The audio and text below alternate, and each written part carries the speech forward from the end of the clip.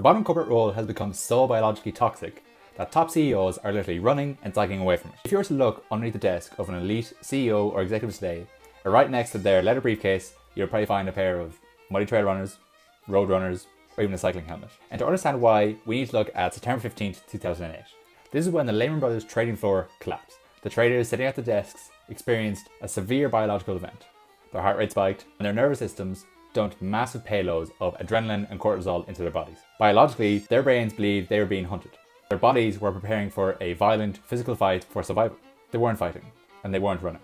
They were sitting completely still in their very fancy ergonomic office chair staring at screens. Because you never actually physically fight or flee in a boardroom or an office, because panic stays trapped in your nervous system. And over the course of a 60-hour week, 100-hour week if even, this trapped cortisol guarantees burnout. This is exactly why the demographics of extreme sports have completely shifted. If you go to the starting line of an Ironman World Championship, let's say, the VIP tents aren't fitted with influencers. They are filled with 400 to 500 CEOs, M&A advisors, and hedge fund managers. I'm a chartered accountant, tax advisor, and I love to run ultras. I look at the human biology the exact same way as I look at a set of financial statements, through the lens of risk, deficits, and compounding leverage. I treat extreme endurance as a biological stress valve, but when you log off and run 20k, 10k, you're physically burning off the corporate panic. You force your nervous system to recalibrate. You aren't just working out or exercising, you're building this biological armor.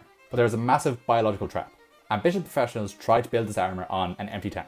They do faster cardio, save time, or suck down a cheap liquid energy gel. It happens, they get to their desk, and by 2 p.m, they hit a catastrophic cognitive wall.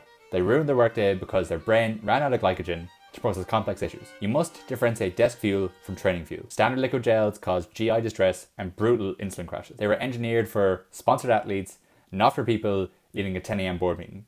This is exactly why we are formulating our own brand of solid-state carbohydrate chews and bars. I needed instant energy for the trail that would not cause a massive crash when I got to the office. If you want the exact fueling system we use to manage these massive work weeks without burning out, hit the link via my bio to get on the priority waiting list. Also sign up there for a waiting list for the carb bar and the carb chew.